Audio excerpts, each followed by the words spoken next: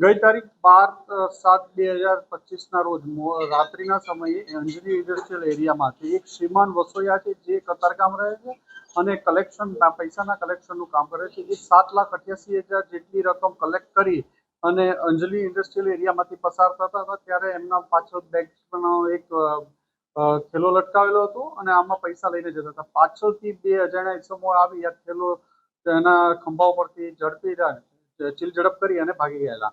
શ્રીમાન વસોયા એની પાછળ એનો પીછો કરતો રહ્યા સતત અને આગળ જતા એમને બંને પાછા સામસામા ભેગા થઈ ગયા. એને બાઇક ઉપરથી નીચે ઉતરી અને શ્રીમાન વસોયાને ચપ્પુ પણ મારી દીધું અને ત્યાંથી નાસી ગયેલા હતા.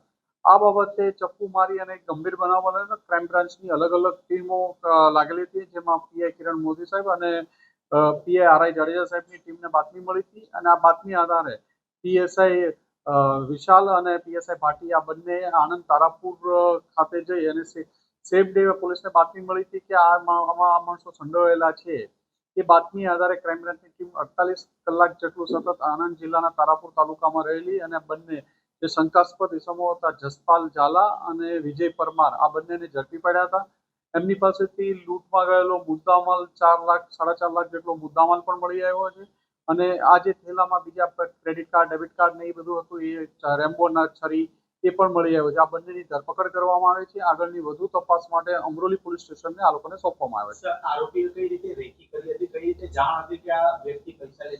એ પોલીસ ઇન્વેસ્ટિગેશન ચાલુ છે. એમને આમની એક સ્પેસિફિક માહિતી મળી હતી કે આ બંને ઇસમોમાં અહીંથી રેગ્યુલર કલેક્શન કરીને જાય છે. જે આધારે બંને આરોપીએ એને આણંદ જિલ્લામાંથી મોટરસાયકલ લઈ અહીંયા આવી અને રેકી કરી અને એનો પીછો કરેલો હતો અને મોકો મળતા એના પૈસા છૂટવવાની કોશિશ કરી હતી. તો બંને આરોપી શું કામ કરે છે અને શા માટે આ લૂંટ કરી? આરોપીઓ ત્યાં છૂટક રખડતા ભટકતા જેવું છે. કોઈ સ્પેસિફિક કામ કરતા નથી અને આ લૂંટ કરવા માટે સ્પેસિફિક આવેલા હતા. તો બાકીની રકમ લૂંટી ક્યાં છે? પોલીસ ઇન્વેસ્ટિગેશન ચાલુ છે. 48 કલાકનો સમય થયો છે લૂંટ દરમિયાન. એ દરમિયાન બંને આરોપી ઝડપી પાડવામાં આવેલો છે. 75 થી 80% જેટલો મુદ્દામાલ ઝડપી પાડવામાં આવ્યો છે અને અન્ય આગળની તપાસ ચાલુ છે. આરોપીનો ગુનાહિત ઇતિહાસ હજી સુધી પોલીસ તપાસમાં બહાર આવ્યું નથી, પણ એનું ઇન્ટ્રોગેશન ચાલુ છે. બાઇક ચોરેલી નથી અત્યારે, હજી એનું બાઇક બાબતે પણ તપાસ ચાલે છે. નંબર પ્લેટ ખોટી હતી. નેરમાં ફેંકી નહોતી બાઇક. એ લોકો જ્યારે શ્રીમાન વસોએ હિંમતથી એની પાછળ પડ્યો અને સતત રાડારાડી કરતો ગયો એટલે એ લોકો બંને ડરી ગયા. એનો રૂટ જે એક્ઝિટ રૂટ હતો એ રૂટ સિવાયના બીજા રૂટ ઉપર ભાગવા માંડ્યા. એમાં કેનાલ રૂટ ઉપર જતા આગળ જતા ત્યાં કીચડ ખૂબ હોય, ડેડ એન્ડ હોય, બંને ફસાઈ ગયેલું હતા એટલે બાઇક છુપાવીને ભાગી ગયેલા હતા. એ અલગ અલગ પબ્લિક ટ્રાન્સપોર્ટથી ગયા છે.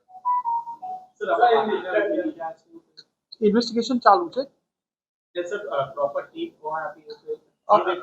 ઇન્વેસ્ટિગેશન ચાલુ છે. 2 આરોપી જે લૂંટ કરવા વાળા હતા એની ધરપકડ કરવામાં આવી છે. આગળનું ઇન્વેસ્ટિગેશન ચાલુ છે. બાકીના મુદ્દામાલ માટેની પણ તપાસ ચાલુ છે.